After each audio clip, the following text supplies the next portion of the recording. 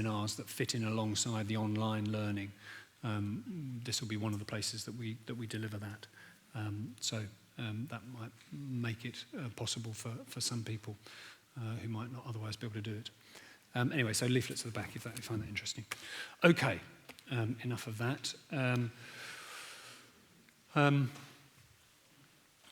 So wanted to establish a connection, wanted to put in front of you a model that I find helpful. What we're going to do now is think about some more specific areas, and we're going to begin by thinking about depression.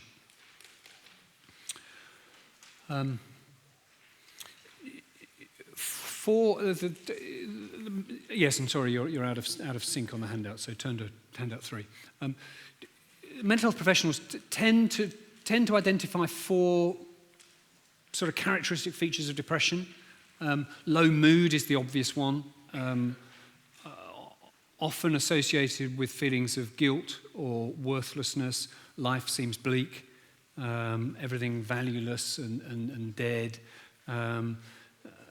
Anxiety, often a prominent feature alongside that low mood. Then also the experience of reduced energy, everything feeling difficult, everything feeling demanding. A book that I really appreciated as a personal description of the experience of depression was by a woman called Gwyneth Lewis. She's a Welsh poet, and so is brilliant with words, and therefore her descriptions of her own experience of really quite dramatic and deep depressions are very, to call them beautiful would sound wrong, but you know what I mean? I mean, she articulates it terribly richly. I remember one particular description of, in the midst of a depression, coming downstairs, sitting at the kitchen table, and how she described a basket of dirty laundry on the kitchen floor that she stared at all day, knowing that she ought to deal with it, get it into the washing machine, and all day was unable to bring herself to do anything with it, and that it just sat there accusing her throughout the whole day for her failure to be able to find the capacity within herself to do that simple task. And I just thought such a evocative and capturing of that reduced energy, that reduced capacity. And it's not just physical, but also mental, sort of, the slowness of thought, the stuckness. And then third, of a lack of enjoyment. When in psychiatry I was talking with people in profound experiences of depression, I would often ask if they could remember the last time they laughed, and to see a kind of almost bewildered expression on their face, as if I was, what is that? The very idea of laughing, of finding something funny, just utterly beyond them. And then pessimistic thinking, an expectation of failure and difficulty, nothing to look forward to,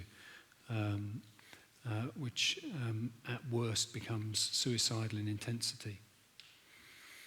There are physical changes that are typical in many people with depression, of weight loss, particular patterns of sleep disturbance, often waking early in the morning, reduced libido. All of those things would be typical physical changes. But stating the things that people experience in depression, it fails to give us a sense of the experience. When people talk about being in depression, the language they use is very vivid. They will often speak in terms of hell. If there is a hell on earth, it's to be found in a melancholy heart, is one person's experience of that. J.B. Phillips, maybe you remember him if you're old like me, Bible translator. He suffered from depression. He describes hellish torments. Somebody else, a veritable howling tempest in the brain. Or Baptist preacher Spurgeon, I could weep by the hour like a child, and yet I knew not what I wept for. Very, very strong language to describe these experiences. More contemporary, well, a few decades ago now, Elizabeth Wurtzel wrote a famous book called Prozac Nation. She said this: depression involves a complete absence of affect, absence of feeling, absence of response, absence of interest. For all intents and purposes, the deeply depressed are just the walking, waking dead. There are some people with depression for whom that they would desire to feel anything. Actually, to feel sad would almost feel like a relief, which may seem odd to you if you've never experienced depression, but that sort of absence of anything is just so awful. And actually, even to feel sadness would be something, but there is just a nothingness which feels so terrible.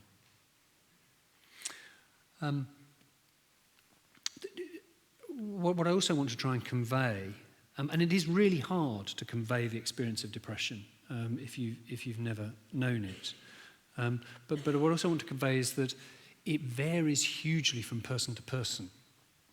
I would hate you to think, depression is a thing and it looks the same, whoever's got it. It really doesn't. Here are 4 people from my past. Claudia was a woman I knew through her 20s and into her 30s, and she had begun to develop depressive episodes in her late teens. And they continued on from there through into her adult life, and they were profound, and they were deep, and they were interspersed by periods where she was fine, more than fine. She was bubbly, enthusiast. She was probably the most effective evangelist in our church, and a woman with a profound faith in the Lord, and a lovely spiritual life, and then these crushing periods of depression. Very, very different David, who I mentioned earlier on. He had never had any episodes of depression or of any other mental health struggles at any stage in his life until he arrived in his 50s. And then that incident at work, because there was an incident at work, plunged him into this depression. And the mistaken or the distorted perception of how bad it was began to kick in. Esther, another person who had struggles with depression all through her adult life, from mid-teens on, really, in her case. But in her, instead of, as with Claudia, kind of, episodes interspersed by periods where things were fine, in Esther, it never went away. There was a sort of a low grade, it varied. There was some fluctuation in her mood, but it was always low. And then Felix, again, a very different presentation. Somebody, again, with a sudden onset in his, what was he, early 40s. He committed a criminal act, and not a hugely serious one, but enough to produce great senses of guilt and a bearing upon his consciousness. But most of that was manifested in anxiety, a sort of obsessive-compulsive kind of presentation of thoughts that he couldn't get out of his head, of repetitive checking that he was indulging in. But actually sat behind that was quite a significant depression. So 4 people, 4 very different kind of manifestations of depression. The psychiatrist would also add all sorts of other types for us to be alert to. So psychotic depression, David was sort of teetering on the brink of that, but others with a really severe depression could be profound. Cotard syndrome is a sort of very classic presentation of someone with a very deep depression who become convinced that their insides have died. I remember a woman who wouldn't eat or drink, because how could you eat or drink if your guts had rotted away inside you? And she was convinced of that, and so was refusing all food or drink. Postnatal depression, 1 in 10 women, roughly, experience a pretty significant depression after giving birth. And we've got lots better in recent years at screening programs to try and identify the development of those kind of struggles postnatally and respond to it. Seasonal affective disorder, people whose depression seems to be brought on in the winter months with lack of light, and some attempts to treat with exposure to light. And then there's you and I with our casual comments about things that happen to us, and we say, oh, it's been really depressing this week. It's fun, isn't it? I mean, we use the language in sort of casual ways. A friend of mine who taught me in the past used to complain about depression as being a sort of an inadequate word. You know, geographers talk about a sort of depression in the land, don't they? Little dip, little depression. And, you know, saying depression is not a big enough word, not a strong enough word for this experience, because it is so profound. In other words, we need to think of depression as an umbrella term under which all sorts of different experiences sit, which the mental health professionals give to all sorts of different names. And remember, those are descriptions, not explanations. They're just describing different ways in which the experience of depression is manifest in people. So when we ask the question, how common is the experience of depression? Clearly, the question is, how common is what? You know, what are we measuring? But if we use the definitions that the mental health professionals would use for moderate to severe depression, then we're probably talking about a lifetime risk of something a bit in excess of 1 in 10 of us, with women twice as likely to experience depression as men. And some studies wanting to say that that depression is the leading cause of disability worldwide. Now, of course, you might say, well, how do you measure disability? But even the idea that it could be at that kind of level gives you an impression of the extent of the impact of depression in people's lives. It's also interesting to think of the impact of COVID and the pandemic. Here's a self-report of people's experience of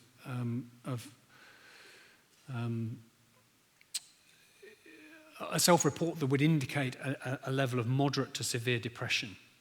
And the green is pre-pandemic, and the blue is once the pandemic had kicked in, and that really emphasises what was seen in all sorts of areas, that the pandemic was very bad for our mental health. Important to understand, though, that and we'll talk more about this in the final session of the day, the increase in struggles in the mental health realm was already on the way up, and the pandemic just exacerbated that. And particularly did so for children and young people. The figures there, very especially for eating disorders, are really striking indeed. Okay, that's all kind of by way of kind of background information to give you a flavour of what we're talking about when we think about depression. Let's now try and get a little bit more detailed with a person. So we're going to run with a sort of an imaginary person. Let's say that Amber is somebody in your church, somebody that you know, a friend, somebody in your home group. You've got a relationship with her, or if maybe when we get into the detail of it, you want to think about this as a man. If you're a man, you've got contact with her. Just work with it. But Amber's been low for 4 months, and sufficiently low that she took herself off to a GP. And her GP has told her that she does have a significant depression. And he has written a prescription for an SSRI, that's one of the Prozac family of drugs. But Amber's kind of hesitating, not sure if she wants to start taking. She's saying, it can't just be my brain chemicals. I want to know what's causing this. But her doctor's urging her to start medication. She doesn't know what to do, and she turns to you for help. What will you say to her? It's a pretty likely kind of scenario. Maybe you've had it. Talk to somebody next to you. What will you say?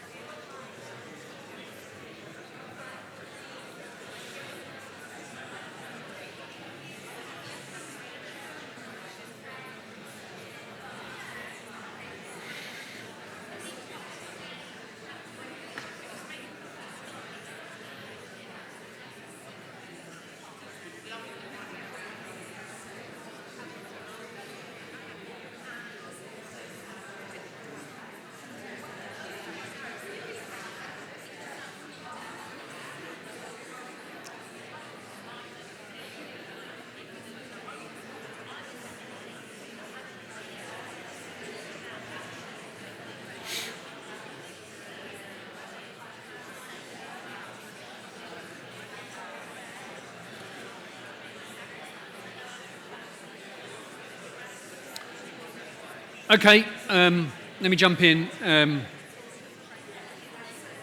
On this bit of discussion, I won't take feedback. We'll do some feedback later on with your comments and thoughts. Well, that's got you talking. You're really energised by that bit of discussion, I can see.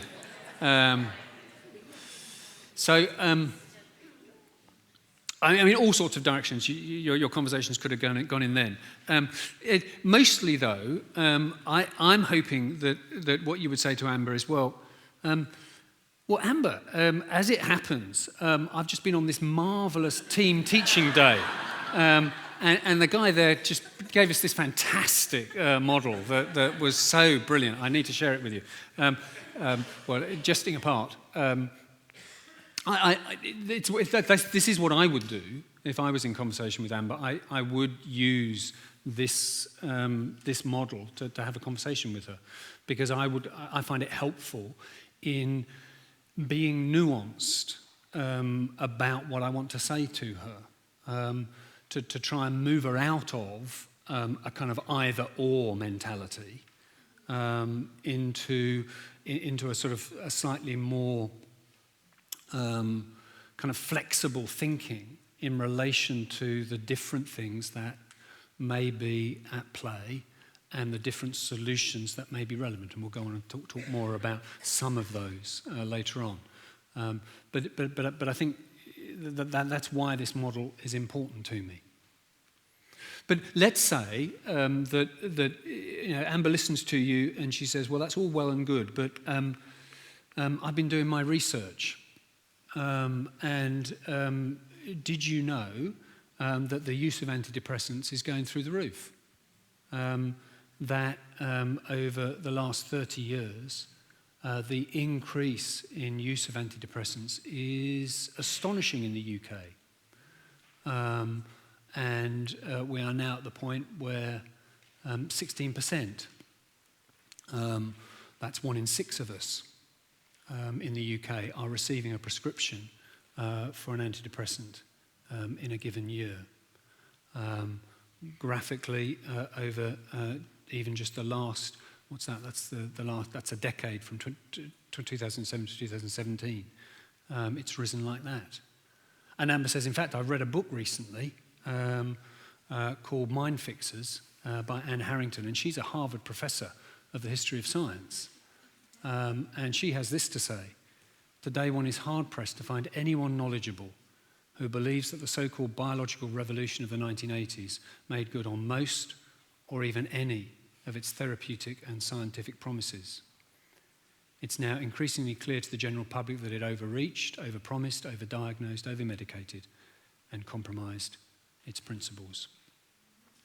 There are many voices at the moment expressing real concern about the increasing use, particularly of antidepressants, but other psychoactive drugs, as our mainstay in the treatment of not just depression, but all of the woes, to use Richard Hallam's language from earlier on, of life.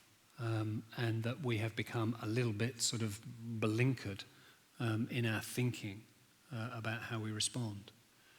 And you can imagine if you are a GP, perhaps you are, and I'm not wanting to point the finger at all, in the ridiculously short amount of time that the NHS affords for you to spend time with people, the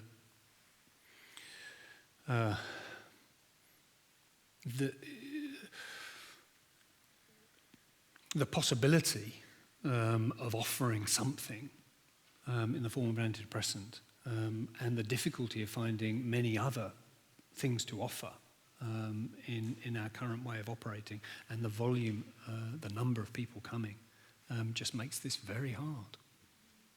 So, some concerns. But even if Amber is right, and she is, that antidepressants are being overprescribed, I think she's right, that doesn't actually tell you what Amber should do, does it? You know, the fact that overall as a society we are probably overusing these drugs doesn't help you to decide what Amber should do. Whether for her this is a wise thing or not. A man called Mike Emlett has written a book called Descriptions and Prescriptions, and in it he uses what I think is a really helpful little picture to help to think about the use of antidepressants. He says, imagine you sprain your ankle. On your way home today, you step off a curb and turn your ankle over. What should you do? Well, it could be that it's a minor sprain, and the best thing to do is to mobilise, keep walking. You don't need any support. You don't need a crutch. You don't need a walking stick. Just mobilise, and that's the best thing for you. But it could be that actually the sprain of your ankle is pretty nasty, and it would help you to have some weight off the ankle for a bit. And so a crutch for a few days or weeks, just so you're non-weight bearing for a little while, will give the ankle some time to recover, and then you'll be able to start mobilising again, and recovery can proceed. But suppose, after a few weeks of using the crutch, you think, I quite like this crutch. Comes in handy, all sorts of things I can do with it.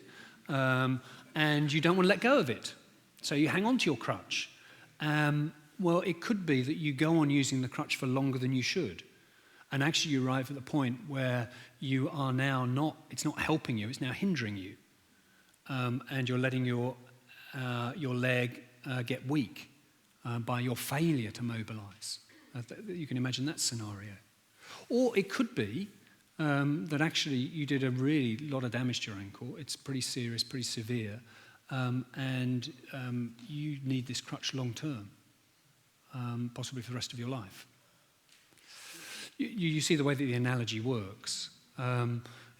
Any of those things could be true. And the important thing is to be alert to the range of possibilities.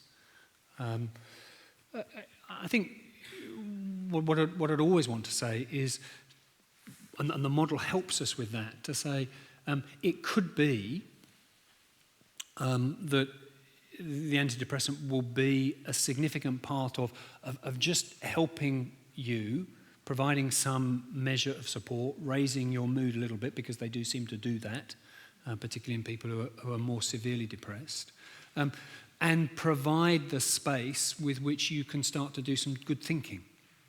So another analogy, I'm into analogies at the moment, think of depression like stormy waters, a sea that is very choppy. And it's really hard to do deep sea exploration in choppy waters. But if you can calm the waves a bit, then maybe you can do a little bit of deep sea exploration. In other words, it might be that you need an antidepressant that will calm things in order you can do the thinking that you need to do about what is going on here in this experience of depression. Let me try and make sense of it and think about my relationship with the Lord, the relationships that I'm in, and other things. Not because that is the cause, but because it's always going to be good for you and I to be thinking about our relationship with the Lord. Whether we're depressed or not. That's a good thing to do, isn't it? So we want everyone to be doing that. And if you can't do that because you're too depressed, then that's a problem. Okay, let's push on with Amber. Amber has heard it said that Christians should never be depressed. There are a number of people in your church who are telling that. And that's making her feel pretty depressed. She wants to know what you think about that. She wants to know, are there any depressed believers in the Bible? Or does the Bible say anything about depression? Anywhere? Where will you turn? What will you say? We will have some feedback on this one, so prepare yourselves. Have a little bit of a chat, see what you think. Where would you go? What would you say?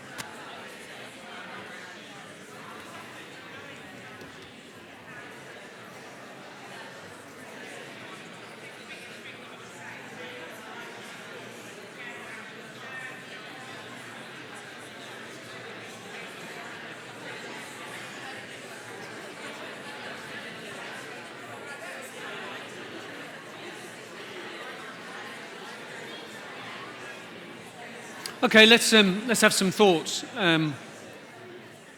Any suggestions? Where might you go? Where might you take Amber? Any passages, characters? Yeah, Elijah.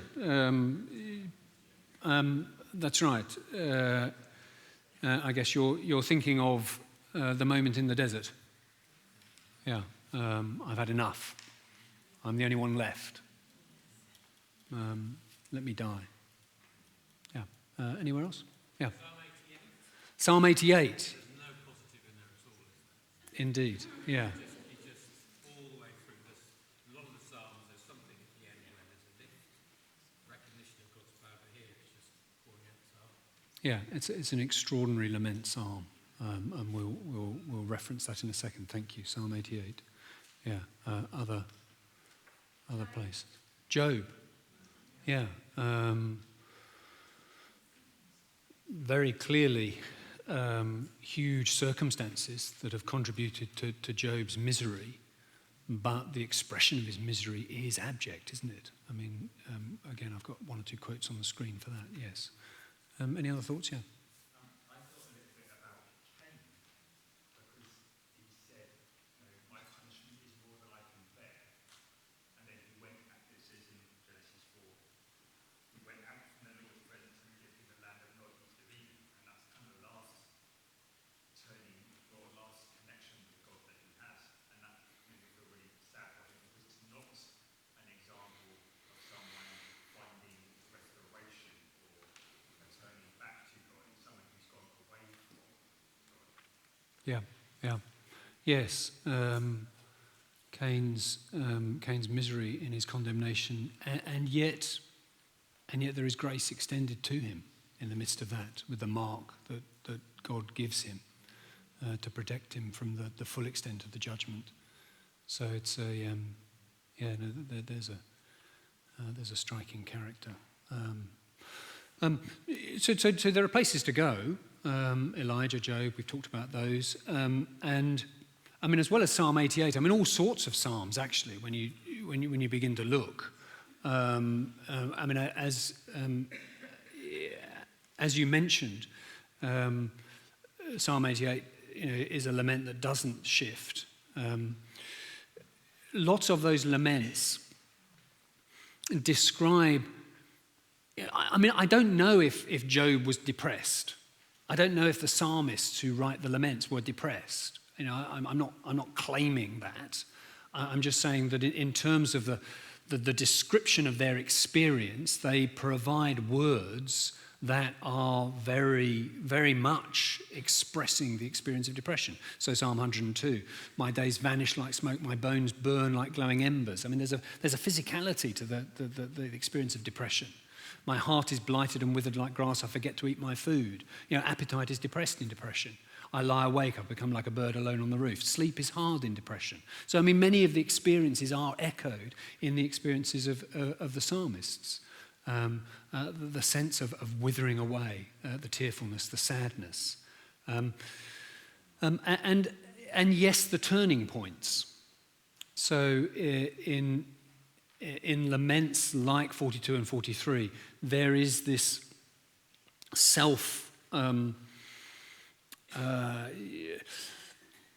addressing your own soul. Why so downcast? Put your hope in God, for I yet praise him, my Saviour and my God. Sort of calling, the psalmist almost calling themselves to believe, to trust, to find faith. But yes, as you said, Psalm 88 doesn't do that. It's an astonishing psalm, overwhelmed with troubles. And the sense that God has done this to me, that's what Psalm 88 expresses, as indeed many other lament psalms. You've put me in the lowest pit. Why, Lord, do you reject me? Why do you hide your face from me? The sense that God is somehow against the psalmist.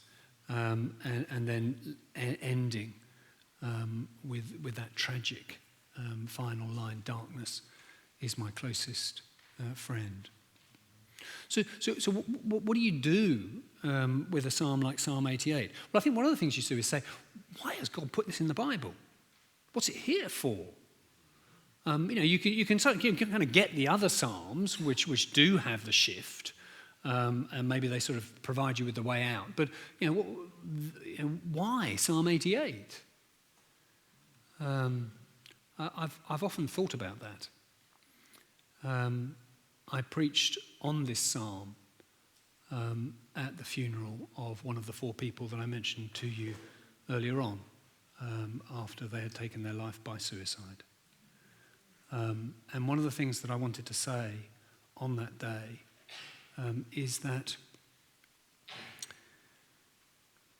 Psalm 88 describes a believer who is complaining to God, who is bewildered by God, who finds within themselves no glimmer of hope,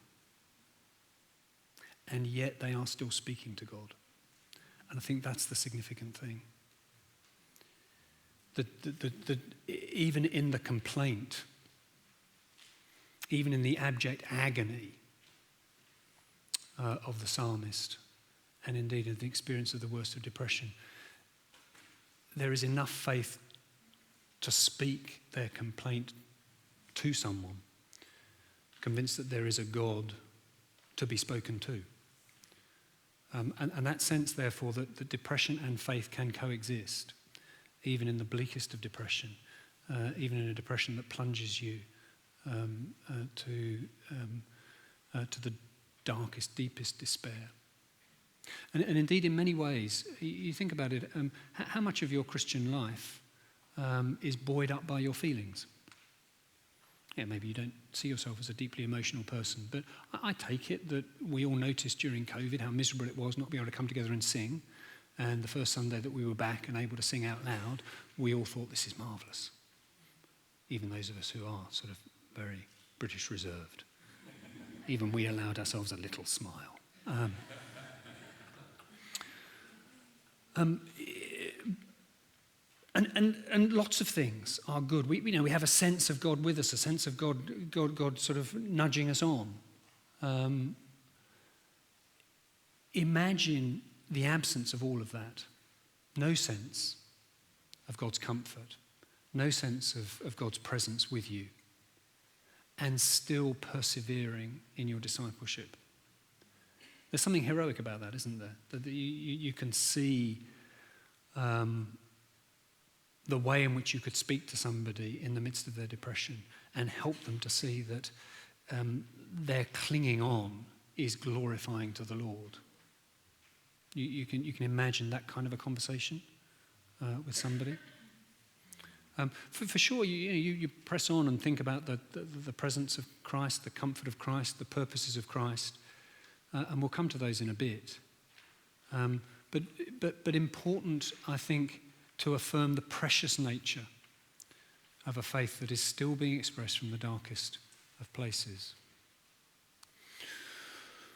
Amber has decided to take the antidepressants. She's been on them for a couple of weeks, but you know that she seems to be feeling worse. And then one night, it's 11 o'clock Friday night, and your phone pings just before you've managed to put it on silent for the night. And it's a text from Amber.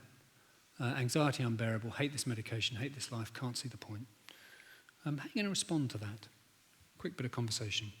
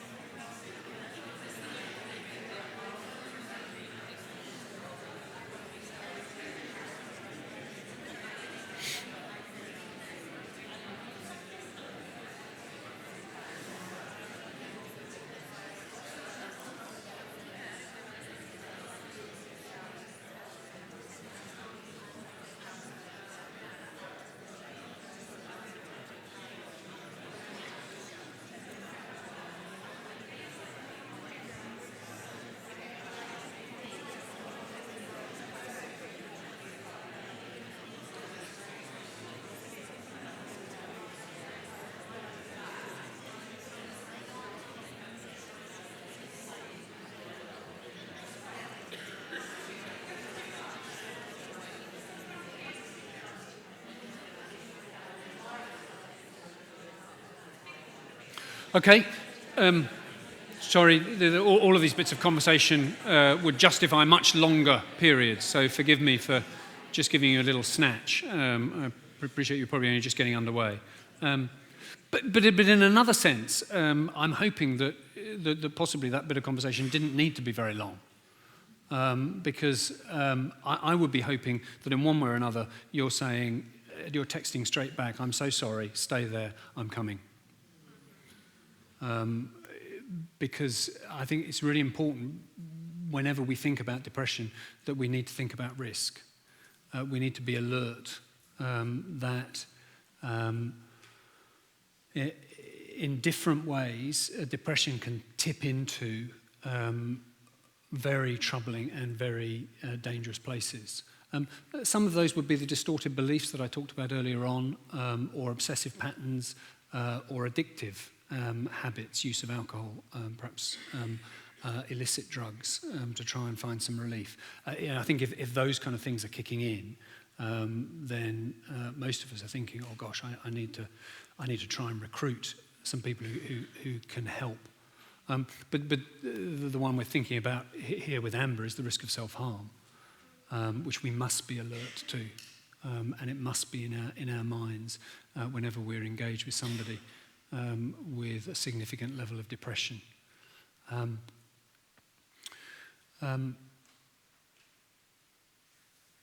Death by suicide has in the UK been decreasing over the last 30 years. A lot of that is, it's hard to know exactly why. I was giving some talks for people in Australia, and interesting to me to see that the Australian figures are actually going the other way at the moment. It may be that there's a lot of work being done in the public health realm to try and increase responsiveness to people who are arriving at this point of deep depression that might lead to suicide. But it's a significant danger. Risk factors are being male. What was that? 3 times? 3 times as likely for a man to take their own life as for a woman. And bear in mind that women have much more depression than men. So that really is very significant. So being male, in your 50s or 80 plus are 2 particular sort of risk periods to be alert to. Being on your own, divorced, bereaved, not being in a stable relationship.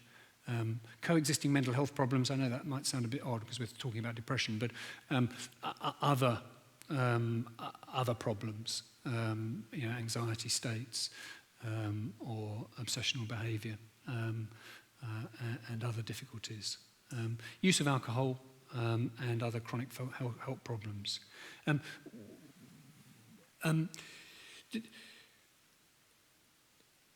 The thing to be clear about, and you've probably heard this, and I probably don't need to say it, but I don't want to leave it unsaid, is that you do not increase the likelihood of somebody trying to kill themselves by asking them questions about it. You don't put the idea into people's heads. Finding out whether people might be at that point is something that we ought to be willing to do. And if you're involved in sort of pastoral care and you can imagine yourself finding yourself in a conversation with somebody who's depressed, it is something you ought to be ready to do. If I'm in that kind of conversation, I just do it sort of step by step, really. I say, Amber, you seem really low. I haven't seen you this low before. You can ask, how desperate are you? It sounds and it feels as if things are pretty desperate at the moment. Does it ever feel like you can't go on, that you'd be better off dead? And if I get a positive response to that, I might then say, can I ask, has that led to you ever thinking that you might do something to harm yourself? Even the idea of taking your own life, has that ever popped into your head? And if I get a positive response to that, then I might press on to say, and can ask, have you ever thought how you might do that? Have you sort of, in a sense, come up with a plan of some sort? Has it ever got to that point? And if I get a positive response to that, I'd say, are you in any way prepared? Have you done anything? Have you stored some tablets? Have you sort of got things ready for that? Now, clearly, at any point in that sequence that I've just, and you know I've done that very quickly, and I'm just trying to give you a flavour to help. But at any stage in that sequence, Amber may be saying, "Oh no, it's not like that," and if you feel sure that she's being honest with you, then you kind of cease at that point. But if you got through all the way to the end and found that there is a plan and there is some preparation for that plan, then you're not going to leave Amber until you have somebody who is equipped and qualified to manage Amber's safety at that point. Let's imagine then that Amber's got through that initial phase, because sometimes going on to antidepressants does actually produce a sort of a bit of an increase in anxiety and you feel worse. But let's say she's got through that, but things are still pretty low. There isn't a clear kind of progress for Amber, and you realise that there is. You want to try and support her, and you want your church to try and support her. What are you going to do? Let's spend some moments thinking about that. Obviously there's lots you could be doing, but just come up with some of the things that you think you would want to do individually, and you would like your church to be doing for Amber in this place. Again, a bit of conversation. I'll take some feedback.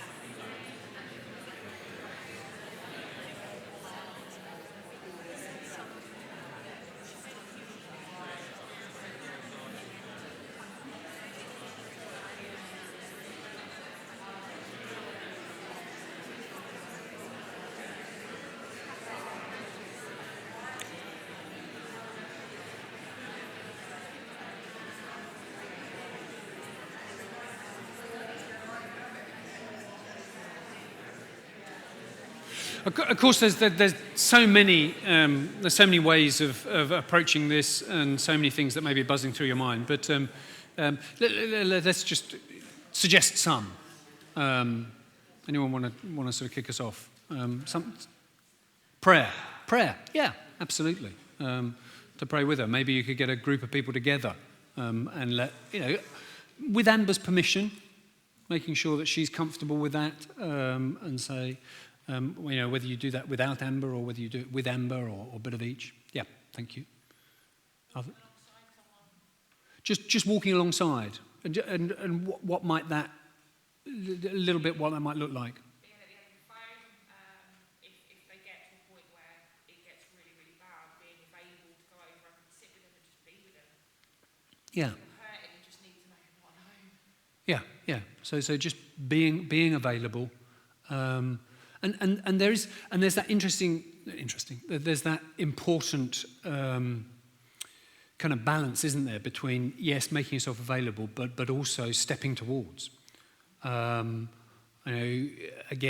you have to work that out with Amber, but might it be that Amber, I'm going to phone you at 6 o'clock every night, and I'll just be on the phone for 5 minutes if that's what you want, and maybe I'll share with you a verse that I found helpful in my quiet time this morning.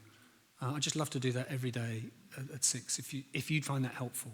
And you've got to judge that. That could be intrusive and unwelcome in one person, and it could be a lifeline to somebody else. So that you're taking the initiative. Because remember, people who are depressed can't take much initiative. That's one of the struggles. So you stepping towards them might be really important. Thank you. The same kind of practical help the church runs around with when someone's physically unwell. Yeah, absolutely. The same kind of practical help. I mean, maybe she is being, got some regular appointments with the mental health team. Can we make sure that we make it easy for her to get there? Interestingly, Helen, who co-wrote this book with me, she's much quicker on some of these things than I am. And I can't remember whether I've heard her say it or whether it's in the book, but she made a lovely observation once to say that our church is very good, aren't we, at sort of meal rotas, marvellous, get people round, sort of. And Helen said, do you know, much better than delivering a meal, why not take the ingredients and cook with Amber? Isn't that lovely? I mean, so much richer. It's relational, it's friendship, it's helping Amber to recover perhaps some of the things that she finds difficult to do. I just thought genius. Other things? Oh, you're competing with each other. No, all three of you. Well, 1, 2, 3. Oh, you start. If you think she's isolated, then you might encourage her to go to a house group. You might take her to a house group. You might do exercise with her once a week, fortnight, whatever. You might walk and pray, that kind of thing. Yeah, just recognising that one of the things that depression does is just sort of shrink people's world and makes it very hard for them to get out and to do things. And it could be, Amber, I know that you've been just getting online food deliveries. Why don't we go to Tesco's together?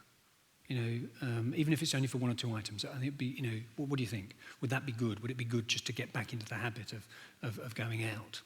It could be as simple as that. Thank you.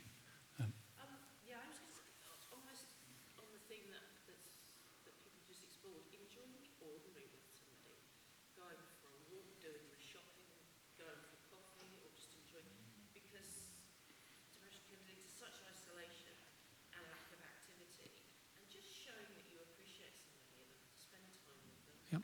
doing something that's completely, it's not related to their depression, not necessarily related to the church, just showing that you care. Yeah. Investing time is significant in and of itself. Yeah. Thank you.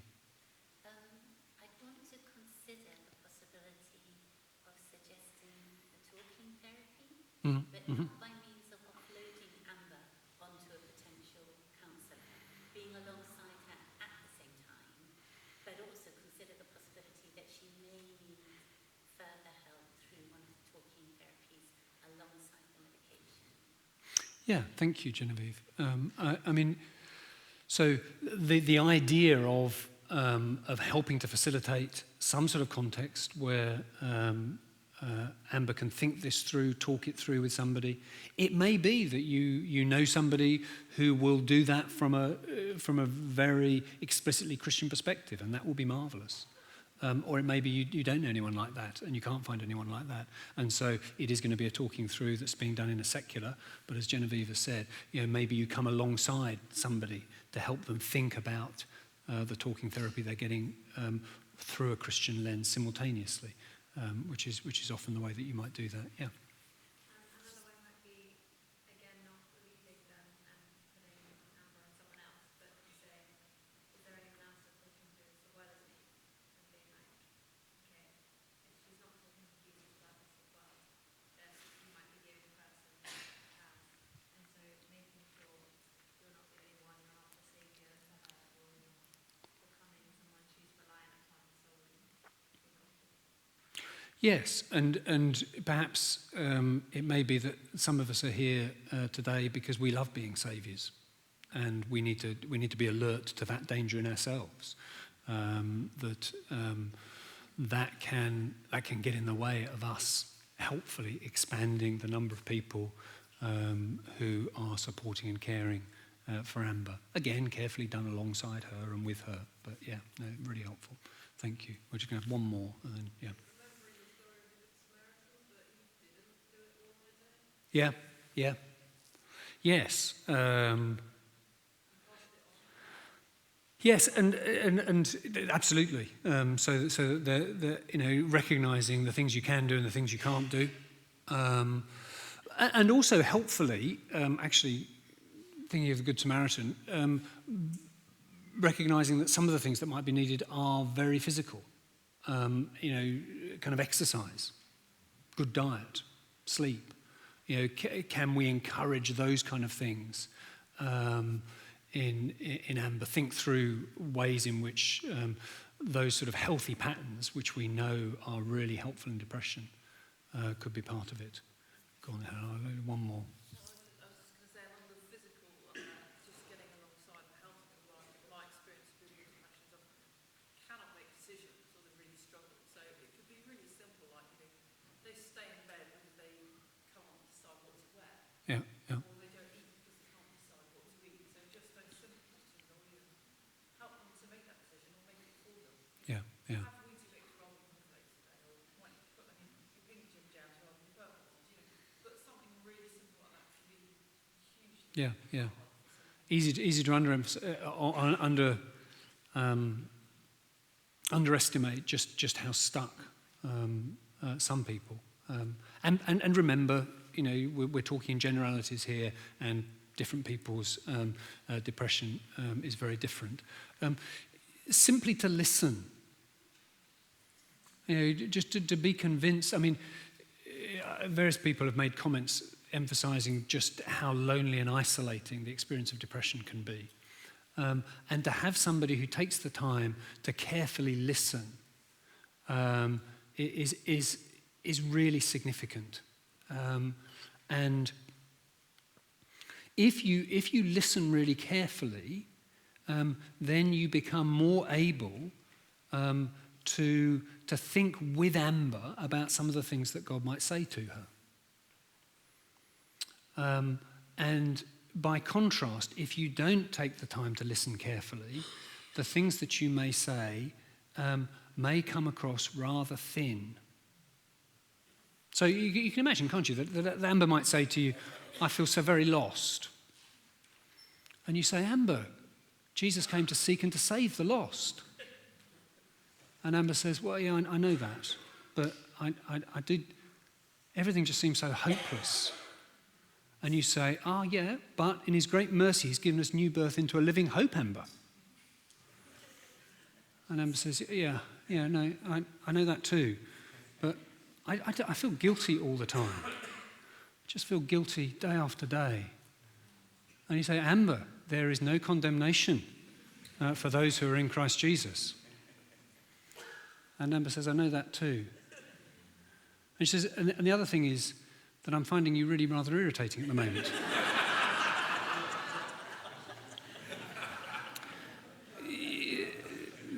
we need, occasionally in this business of talking about depression, we need a little bit of lightness. In other words, what I'm trying to say there is, if we arrive at the place where we are treating the scriptures as if they are sort of little hand grenades to lob at Amber, then, we are in the wrong place. And although, you may laugh at the way that I have made that ridiculous, be careful. We can trespass very close to that line without realizing it. So to really listen and understand Amber, to take the time to talk through with her, to begin to discover some of the things. Maybe, after talking for hours and hours and hours, you begin to see that Amber must do everything perfectly. And she begins to see that as well. And then you begin to discover what it means to have a God who accepts us with our imperfections. Or maybe you begin to realize that she has always been trying to please other people. And she begins to see that too. And you take her to verses that help her to see that she is loved by the Lord and that it's before his face that she is to measure herself, etc., etc. And you can see that the difference between taking the time to really understand so that when you do move to the Bible, it feels like the Bible's alive. It's not coming at her like sort of, like those hand grenades. It's now, this is just what I need to hear because I feel as though you've made sense of what's going on in my heart at the moment.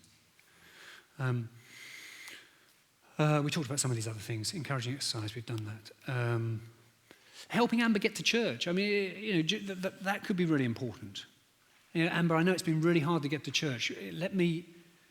Why don't I pick you up? We'll arrive late. We'll sit at the back. We'll leave before the end. Be great for you to be there. What do you think? Would that be a good plan? Amber, I know going to home group has been really hard. How about we just go for coffee? We'll stay for 10 minutes. We'll just be there for the coffee at the beginning. People would love to see you. They know you're in a hard place at the moment. But even if we were just there for 10 minutes, what do you think about that? Being creative in that kind of way. Maybe reading the scriptures. That sort of evening phone call once a week, once a day. A playlist of music that you have found encouraging in your own life, and you share that with Amber. Sorry, I'm eating into your lunch break. I'm just going to do this one thing. 2 years have passed, and Amber is still low. Nothing much has changed.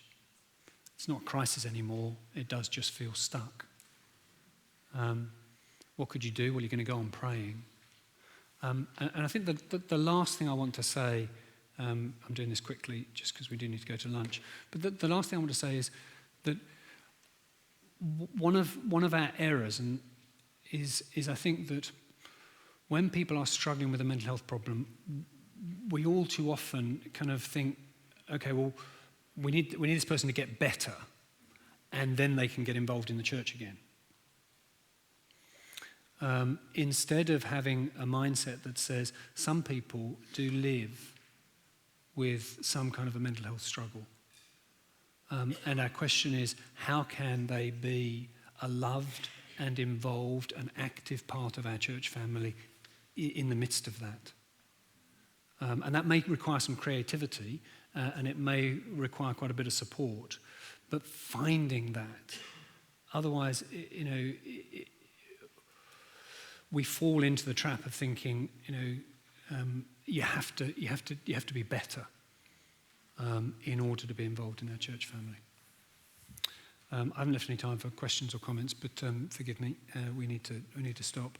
Let me pray, and we're going to go straight to our lunch break, I think. Father, no doubt, as we have been thinking together about this particular experience, there are individuals in the minds of most of us, people that we have known in the past, or people that we do know in the present, or indeed our own experience of battling with depression ourselves. Lord God, would you help us to love richly and well, wisely, patiently, with a compassion and a willingness to persevere. Pray that there might be just one or two things perhaps that will very specifically be able to be applied with the people that we perhaps are thinking about at the moment. Thank you for food. Thank you for a chance to have lunch now. Bless our conversations, please. In Christ's name. Amen.